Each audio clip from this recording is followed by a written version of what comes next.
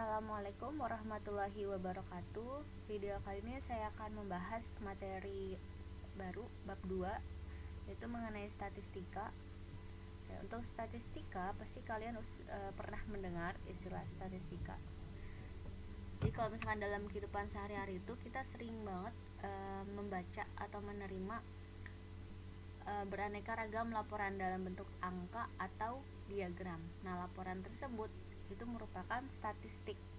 Nah, jadi statistika itu cabang matematika yang mempelajari cara pengumpulan data, pengolahan data, dan penyajian data dengan sistematis agar data-datanya dapat dipahami dengan jelas. Nah, kalau di lingkungan sekolah biasanya sekolah itu melaporkan rata-rata nilai masing-masing mata pelajaran setiap ulangan umum dengan menggunakan statistika, kayak melalui diagram garis atau diagram batang dan sebagainya.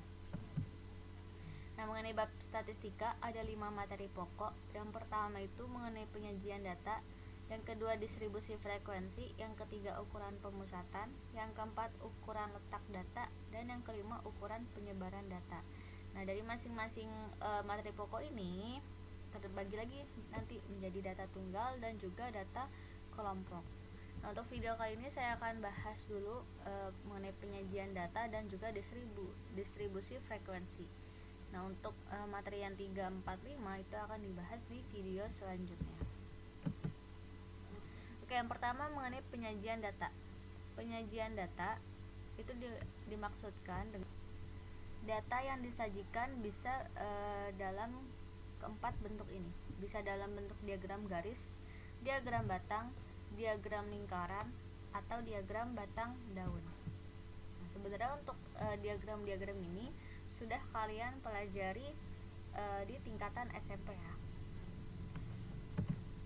Nah, yang pertama mengenai diagram garis. Oke, diagram garis penyajian datanya dengan menggunakan garis seperti ini, bisa kalian lihat. Untuk diagram garis melibatkan sumbu X dan juga sumbu Y. Nah, untuk sumbu X nih yang sumbu horizontal biasanya digunakan untuk menyatakan waktu ya, satuan waktu. Sedangkan untuk sumbu Y atau sumbu yang vertikal itu biasanya digunakan untuk frekuensinya. Nah, di sini contohnya itu tabel hasil penjualan gula pasir. Oke, di sini ada tabelnya. Kolom yang pertama mengenai bulan, kolom yang kedua mengenai jumlahnya. Jadi dalam bulan Januari, gula pasir yang dijual ialah 10 ton. Pada bulan Februari, gula pasir yang dijual ialah 15 ton, dan seterusnya sampai bulan Juli. Penjualan gula pasirnya mencapai 60 ton. Nah, kemudian dari tabel ini kita buat diagram garisnya untuk melihat perkembangan hasil penjualan gula pasir, apakah meningkat atau menurun. Nah, di sini kalian lihat Januari berarti tepat di 10 ya. Kan kalau sumbu X itu menyatakan bulan, sumbu Y menyatakan jumlah tonnya dalam satuan ton. Kemudian Februari 15 berarti di antara 10 dan 20. Kemudian Maret 30 berarti tepat di 30 nih, dan seterusnya. Nah, setelah itu setelah kalian titik-titikkan, kalian bikin garisnya. Kalian bikin garis yang saling menghubungkan antar titik. Nah, kemudian jika sudah seperti ini, kalian bisa melihat antara Januari ke Februari itu mengalami peningkatan karena grafiknya ke atas. Kemudian dari Februari ke Maret juga mengalami peningkatan, dan seterusnya. Nah, jadi untuk diagram garis itu biasanya menyajikan perkembangan data yang kontinu, seperti perkembangan populasi penduduk, kemudian suhu badan pasien rumah sakit, curah hujan. Nah, terus juga nih kayak hasil penjualan barang, nih hasil penjualan gula pasir. Nah, kemudian yang kedua ialah diagram batang. Nah, diagram batang penyajian datanya dengan menggunakan batang-batang, bisa arah vertikal, bisa juga arah horizontal. Nah, yang ini yang saya contohkan ini merupakan arah vertikal ya, karena dia ke atas. Nah, di sini ada contohnya, ada contoh tabel data korban kecelakaan. Nah, di sini ada kolom tahun dan di sini ada kolom korbannya per orang. Nah, untuk tahun dia menyatakan waktu, berarti kita taruh di sumbu X-nya. Nah, sedangkan untuk korban itu menyatakan frekuensi atau jumlahnya itu kita taruh di sumbu Y. Oke, yang pertama tahun 2016 korbannya itu mencapai 10 orang. Berarti kita hubungkan antara 2016 dan 10. Nah, kemudian kita bikin diagram batangnya tepat di sumbu Y 10. Nah, kemudian 2017 korbannya 20. Berarti di sini 2017 sampai di sini sampai angka 20 dan seterusnya. Nah, ini diagram batang vertikal. Nah, untuk horizontal berarti nanti arahnya ke samping. Oke, jadi ini diagram batang vertikalnya ke atas. Nah, untuk diagram batang horizontal seperti ini. Jadi batangnya ke samping kanan. Nih, misalnya 2016 berarti korbannya 10. Dan antara sumbu X dan sumbu Y nya juga dibalik ya. Berarti tahunnya itu di sumbu Y dan korbannya atau orangnya itu di sumbu X. Nah, kemudian yang penyajian data ketiga itu mengenai diagram lingkaran. Oke, untuk diagram lingkaran, penyajian datanya dengan menggunakan sektor-sektor dalam suatu lingkaran. Oke, seperti ini ya. Jadi dari satu lingkaran penuh ini terbagi menjadi sektor-sektor kayak potongan pizza. Tergantung banyaknya jumlah anggota berapa persen. Semakin besar persennya berarti bagiannya atau sektor wilayahnya semakin besar. Nah, di sini ada contoh tabel data anggota ekskul. Nah, di sini ada jenis olahraganya itu sepak bola, basket, voli, bulu tangkis, dan tenis meja. Dan untuk sepak bola jumlah anggota yang ikut ekskul sepak bola ialah 60. Nah, kemudian yang ikut ekskul basket itu 50 orang. Yang kemudian yang ikut ekskul voli itu 45 dan seterusnya. Nah, di sini sudah saya nyatakan dalam persen. Nih, kayak misalkan sepak bola. Nih, yang hijau, yang warna hijau berarti ini sepak bola. Kalian bisa lihat keterangannya di sini. Untuk sepak bola jika dinyatakan dalam persen, yang dinyatakan dalam persentase itu besarnya 30%. Kalau dinyatakan dalam jumlah itu 60 orang. Kalau persennya 30%. Nah, kemudian di sini juga ada contoh basket. Basket yang warna biru dinyatakan dalam persentase besarnya 25% dan seterusnya. Nah, untuk menyatakan dalam persentase ini rumus umumnya frekuensi kelasnya dibagi jumlah seluruh frekuensi dikali 100%. Sedangkan untuk mencari derajat, kalau kita mau nyatakan dalam bentuk derajat, itu perbedaannya tinggal dikali 360 derajat. Jadi kalau persentase dikali 100%, kalau derajat dikali 360 derajat. Nah, kita contohkan dari sepak bola dulu ya. Oke, kita contohkan yang sepak bola. Rumus umumnya kan frekuensi kelas dibagi jumlah seluruh frekuensi. Nah, kita mau mencari persentase sepak bola. Nah, frekuensi kelasnya berarti jumlah anggota yang mengikuti sepak bola. Nih, jumlahnya 60. Berarti frekuensi kelasnya 60. Kemudian jumlah seluruh frekuensi. Nah, jumlah seluruh frekuensi itu merupakan seluruh frekuensi yang ada di sini ya. Jumlah anggota keseluruhannya. Berarti tinggal kita jumlahkan keseluruhannya 60, 50, 45, 25 ditambah 20 itu hasilnya berapa? Nah, totalnya itu 200. Berarti 60 dibagi 200 dikali 100% sama dengan 60 dibagi 200. Saja 60 dikali 100 kan berarti 6000. 60 dikali 100 6000 dibagi 200 sama dengan, nah, coret-coret nolnya tinggal 6 bagi 2. 6 bagi 2 6000 ya.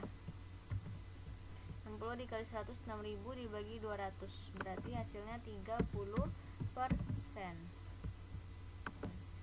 Jadi benar ya, untuk sepak bola frekuensinya 30%. Dari mana 30%? Dari sini nih rumusnya. Kalau kita mau mencari dalam bentuk persentase.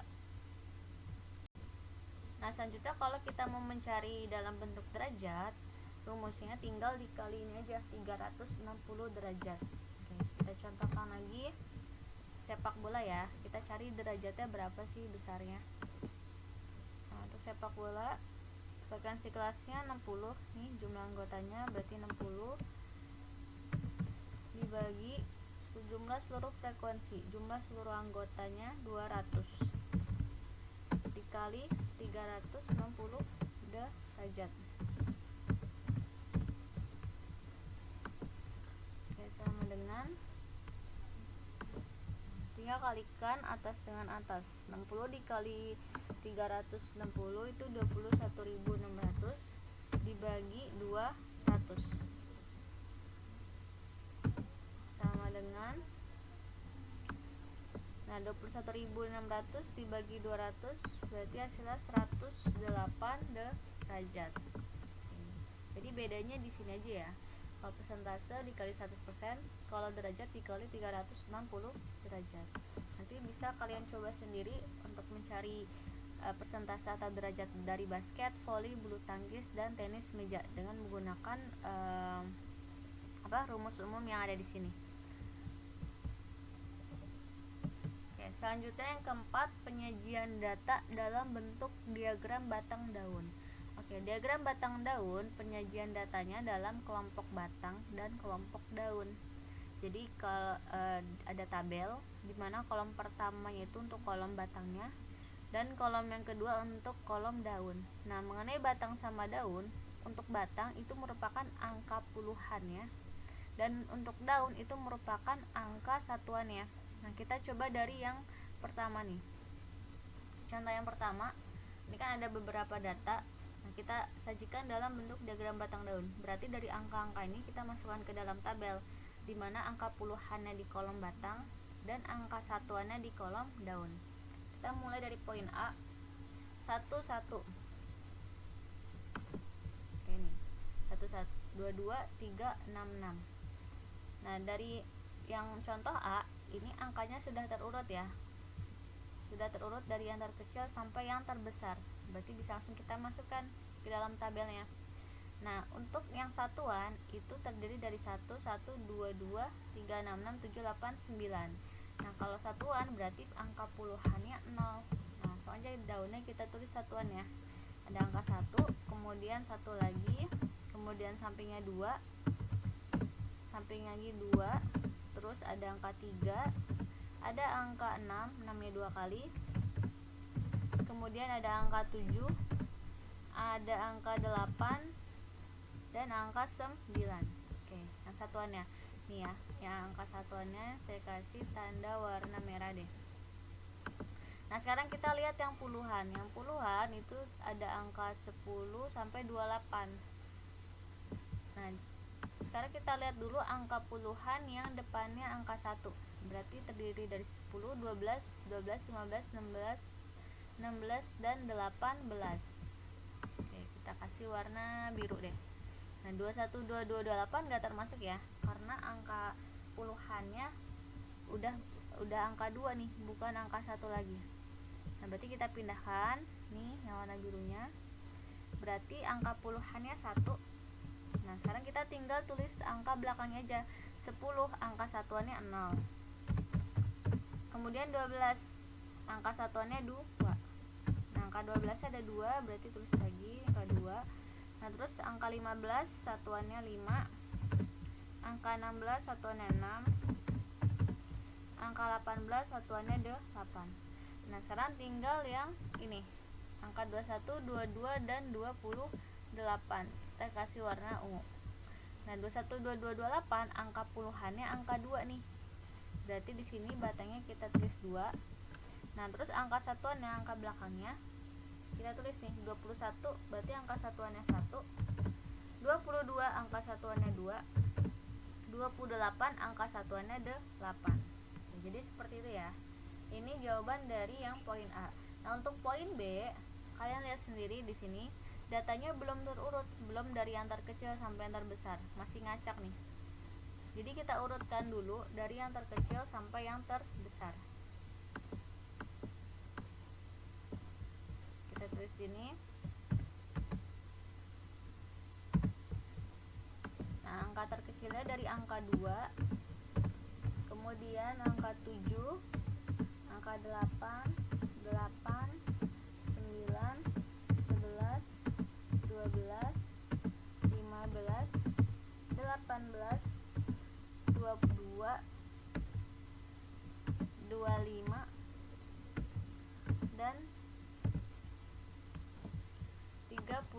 2. Oke.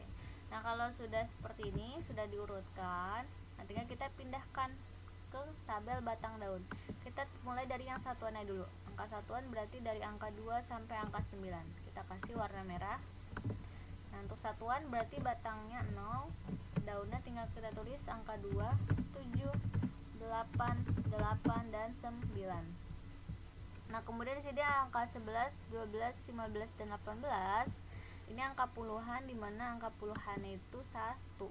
Kita kasih warna biru. Berarti di sini batangnya 1.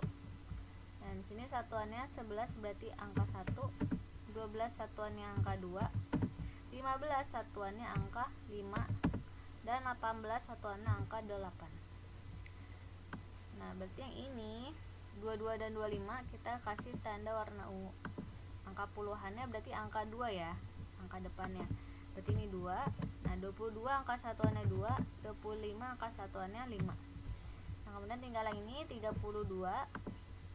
Angka puluhannya angka 3. Berarti batangnya kita tulis 3. Nah, satuannya angka 2. Nah, jadi ini penyajian diagram batang daun dari poin B ya. Jadi kalian urutkan dulu dari yang terkecil sampai yang terbesar biar kalian mendatanya atau menyusunnya lebih mudah. Nah, sekarang masuk ke distribusi frekuensi. Untuk distribusi frekuensi terbagi menjadi 6 pembahasan, yaitu ada distribusi frekuensi relatif, distribusi frekuensi kumulatif, histogram, poligon frekuensi, ogive positif dan ogive negatif. Distribusi frekuensi itu merupakan susunan data menurut kelas interval atau menurut kategori tertentu. Jadi karena data yang disajikannya itu terlalu banyak, agar mudah dipahami dan mudah dibaca, maka dapat disajikan secara berkelompok seperti tabel ini. Jadi kelompok angka 0 sampai 9 itu di kelas pertama, kemudian kita kelompokkan angka 10 sampai 19, dan selanjutnya dikelompokkan lagi angka 20 sampai 29. Nah, angka 0 sampai 9 itu frekuensinya ada 12, angka 10 sampai 19 banyaknya 9, 20 dan 20 sampai 29 banyaknya 9. Oke. Nah, ada beberapa istilah dalam distribusi frekuensi. Yang pertama ada istilah interval kelas. Interval kelas itu merupakan kelompok data. Kelompok data. Nah, kita lihat dari yang kelas pertama itu kelompoknya itu 0 sampai 9, berarti interval kelas pertama itu 0 sampai 9. Nah, terus yang kedua 10 sampai 19. Terus yang ketiga 20 sampai 29. Oke, jadi interval kelasnya ada 3 ya. 0 sampai 9, 10 sampai 19, dan 20 sampai 29. Nah, kemudian istilah yang kedua itu ada batas bawah dan batas atas. Nah, untuk batas bawah ialah angka yang lebih kecil di tiap interval kelas. Kita lihat interval kelas yang pertama 0 sampai 9, berarti angka yang lebih kecil atau angka yang paling kecil ialah angka 0 ya. Untuk kelas pertama berarti batas bawahnya 0. Oke. Untuk kelas yang kedua angka yang paling kecil 10 atau 19. Ini angka yang paling kecil ialah 10. Berarti 10. Nah, kemudian yang kelas ketiga angkanya 20 sampai 29, berarti yang paling kecil angka 20. Nah, sekarang batas atas. Batas atas kebalikannya ialah angka yang lebih besar di tiap interval kelas. Oke, kita mulai dari kelas yang pertama 0 sampai 9, berarti yang paling besar angka 9.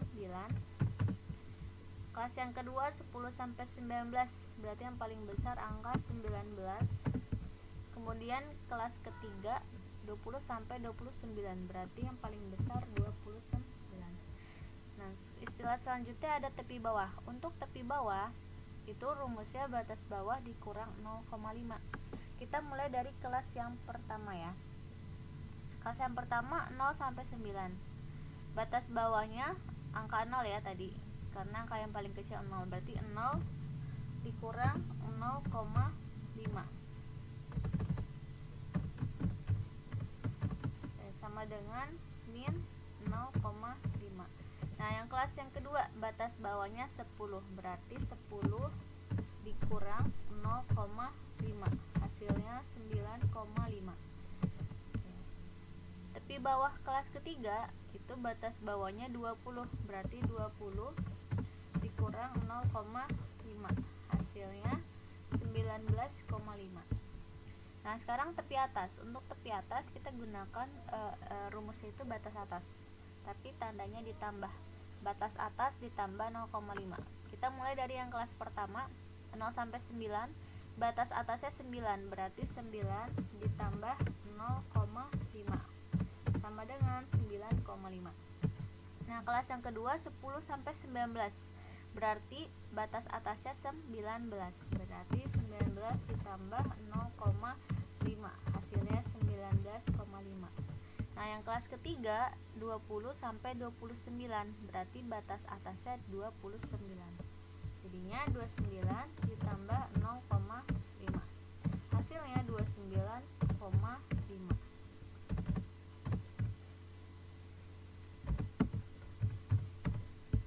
Oke, istilah selanjutnya itu ada lebar kelas. Untuk lebar kelas rumusnya tepi atas dikurang tepi bawah. Kita mulai dari yang kelas pertama 0 sampai 9. Tadi tepi atasnya 9,5 nih ya. Berarti 9,5 dikurang tepi bawah. Tepi bawah kelas pertama itu nilainya min 0,5. Berarti dikurang min 0,5. Sama aja, min ketemu min jadi plus, jadinya 9,5 ditambah 0,5, hasilnya 10.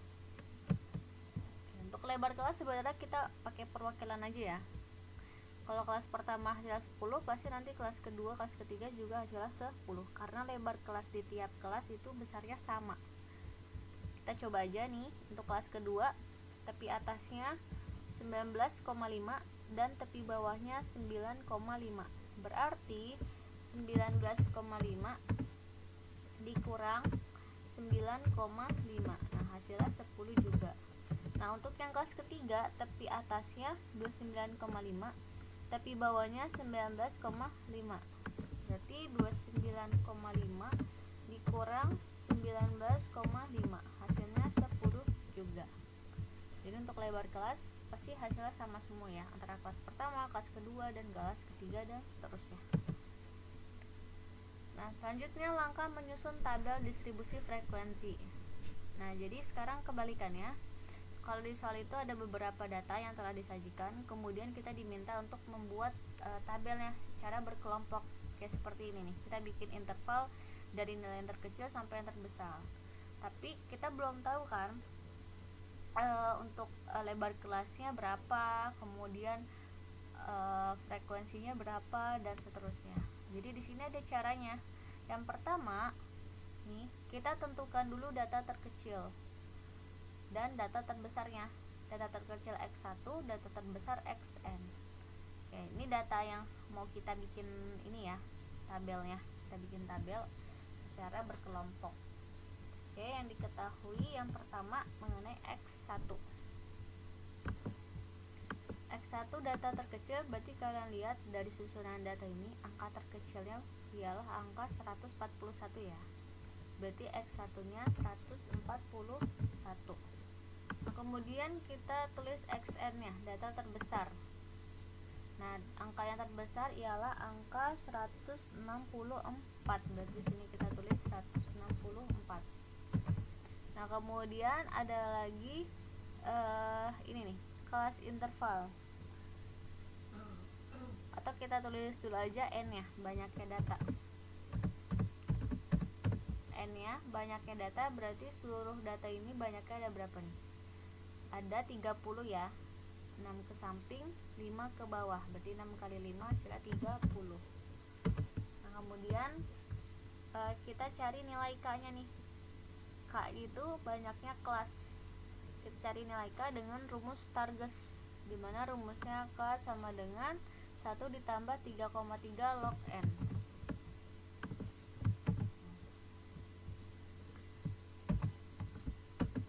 Nah, tinggal kita masukkan angkanya.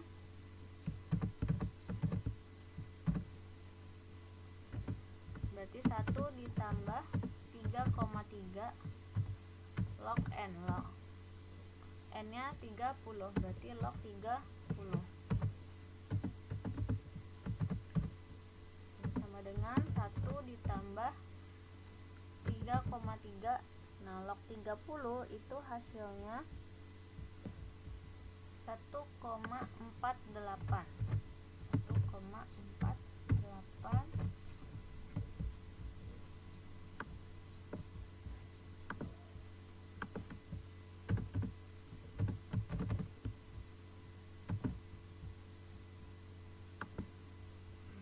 1 ditambah 4,9 hasilnya 5,9, atau kita bulatkan menjadi 6. Berarti sudah diketahui K nya itu 6, atau banyaknya kelas itu 6 ya. Nah, sekarang kita tinggal mencari lebar kelas. Nih rumus umumnya, C sama dengan XN dikurang X1 per K. Ini kita salin rumus umumnya. Nanti kita masukkan angkanya. Xn dikurang X1, Xn nya 164 dikurang 141. Nah, dibagi K. Jadi kita ada cari nilai K nya 6. Oke, sama dengan 164 dikurang 141 itu hasilnya 23 dibagi 6. Sama dengan 23 dibagi 6 hasilnya 3,8, atau kita bulatkan menjadi 4. Berarti lebar kelas itu masing-masing 4 ya. Nah, sekarang kita tinggal bikin tabelnya, karena kita sudah mencari nilai K sama mencari nilai C, sehingga kita bisa membuat tabel distribusi frekuensinya. Oke, kita udah bikin tabelnya di sini. Nah, sekarang kita tulis masing-masing interval. Nah, karena nilai terkecilnya 141, kita mulai dari 141 aja. 141 sampai 100 berapa nih? Nah, kita lihat di sini lebar kelasnya. C-nya itu 4 ya. Berarti 141, 142, 143 dan 144. Berarti dari 141 sampai 144 ya. Karena lebar kelasnya 4 kelas. Nah, kemudian setelah 144 berarti 145. Nah, 145 sampai 148 ya, biar lebar kelasnya 4. Terus lagi 149 sampai 152. Kemudian 153 sampai 156. 156 berarti 157 sampai 160, dan 161 sampai 164. Nah, pas ya. Nih sampai 164. Tadi karena data terbesar itu 164. Nah, sekarang kita lihat nih, benar nggak sih banyaknya kelas itu ada 6 nih. Kan tadi kita udah dapat nilai K-nya 6. Nah, kita lihat di sini. 1 kelas pertama, kelas kedua, kelas ketiga, kelas keempat, kelas ke-6, kelas ke-5 dan kelas ke-6. Berarti udah tepat ya. Banyaknya kelas di sini di tabel itu 6 sesuai dengan nilai K. K-nya 6. Nah, sekarang kita tinggal cari hitung frekuensinya. Dari 141 sampai 104, dari bilangan ini, dari data di sini, angka 141 sampai 104 banyaknya berapa? Nah, kita lihat dari urutan ini. Nih, 141 ada 1, 2, 3 nih ya. Nah, kita lihat lagi di sampingnya ada 145. Nah, lebih dari 144. Berarti nilai 141 sampai 144 itu ada 3. Nah, kemudian kita lihat lagi di sini berikutnya nilai dari 145 sampai 148. Ini 145 ada 3, terus di sini ada 147. Berarti ada 4 ya, karena setelah 147 149. udah lewat dari 148, berarti sini 4. Nah, nanti kalian tinggal hitung sendiri nih ya, dari 149 sampai 152 banyaknya berapa dan seterusnya. Oke, tadi distribusi frekuensi yang pertama ialah distribusi frekuensi relatif. Frekuensi relatif kelasnya diperoleh dalam bentuk persentase. Jadi untuk distribusi frekuensi relatif, frekuensinya dinyatakan dalam bentuk persentase. Nah, kita bikin tabel lagi di sampingnya. Oke, kita mulai dari kelas yang pertama, 160 sampai 164, frekuensinya 3. Nah, berarti kan tadi kita lihat rumus yang tadi, rumus umum yang tadi, dimana rumus umumnya ini ya. Mencari frekuensi ialah frekuensi kelas dibagi jumlah seluruh frekuensi dikali 100%. Oke, sini kita salin. Nah, ini rumus umumnya ya. Berarti kita totalin dulu nih seluruh frekuensi. 3 ditambah 6 ditambah 12 ditambah 9. Berarti totalnya 30. Kita taruh di sini. Rumusnya frekuensi kelas dibagi jumlah seluruh frekuensi dikali 100%. Nah, berarti frekuensi kelas yang pertama itu 3 dibagi jumlah seluruh frekuensi, jumlahnya 30. Berarti 3 dibagi 30 dikali 100%. Nah, sama dengan 300. 300% dibagi 30. Sehingga hasilnya 10% ya. Nah, sekarang yang kedua caranya sama. Berarti 6 dibagi 30, karena totalnya 30, dikali 100%, sama dengan 6 dikali 100, 600%, dibagi 30. Berarti hasilnya 20%. Nah, kemudian yang keempat berarti 12 dibagi 30 dikali 100%.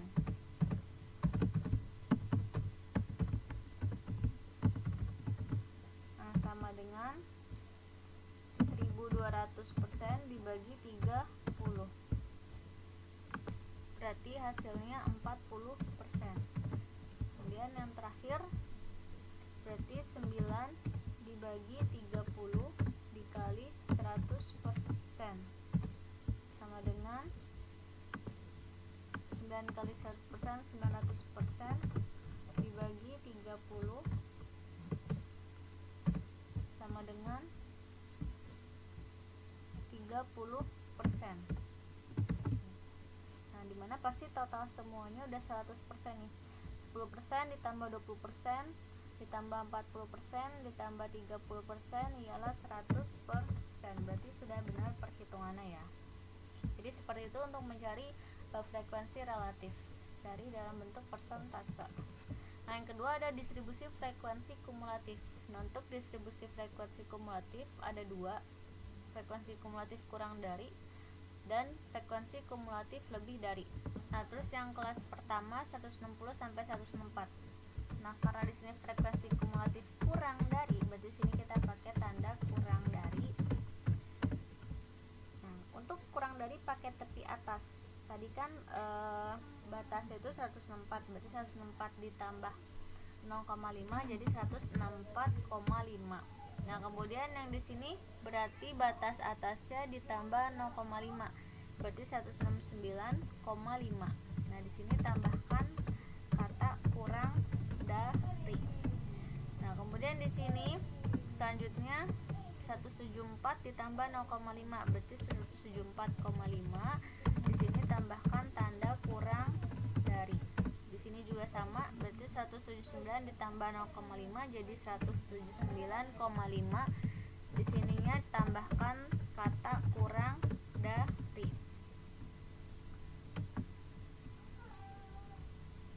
Nah, frekuensinya tadi kan 3, 6, 12, 9.